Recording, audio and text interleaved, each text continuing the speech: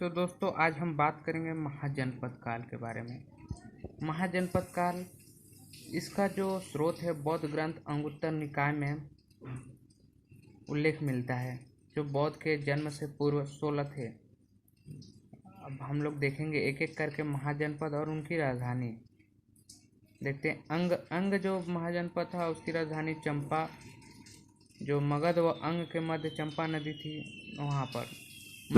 मगध की राजधानी गिरिव्रज थी। काशी की राजधानी वाराणसी, जो वरुण व असी नदी के तट पर थी। कौशल की राजधानी श्रावस्ती थी। कौशल वर्तमान अयोध्या है। और वज्जी जो 8 राज्यों का संघ था, इसकी राजधानी वैशाली। लिच्छवी की भी राजधानी, जो लिच्छवी गणराज्य था उसकी भी राजधानी वैशाली ही थी।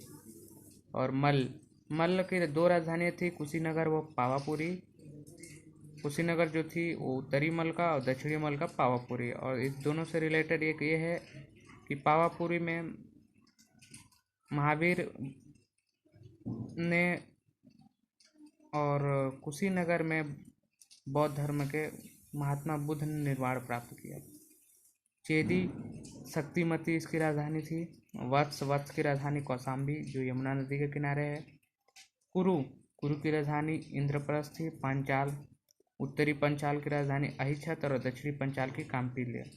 वैसे ही मत्स्य की राजधानी विराट नगरी थी। सूरसेन की राजधानी मथुरा। और अवंती की मुख्य राजधानी उज्जैनी थी, लेकिन दक्षिणी भाग की महेशमती, जो मांधाता वर्तमान में है, वो राजधानी थी। औस्मक का पौधन्य, जो वर्तमान में पोत्तन वर्धमान है, बंदरगाह। और गांधार की तक्षशिला। और कंबोज की राजधानी थी राजपुर थी। अब इन सब के बारे में हम विस्तार से चर्चा करेंगे। जैसे अब देखते अंग की राजधानी चंपा नदी थी। यह मगध के पश्चिम में तथा मगध व इसके मध्य चंपा नदी बहती थी। आधुनिक जो भागलपुर है इसके आसपास का क्षेत्र अंग था। राजा ब्रह्मदेव जो प्रारंभ में मगध को हराते हैं बिम्बिसार के समय में थे, और व्यापार और सभ्यता का यह केंद्र था अंग। उस समय देखा जाता है कि अंग की जो चर्चा है सर्वप्रथम अथर्ववेद में मिलता है।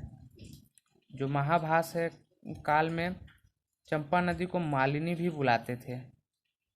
महाभारत काल में मालिनी, यहाँ हम हेमा मालिनी से याद रख सकते हैं।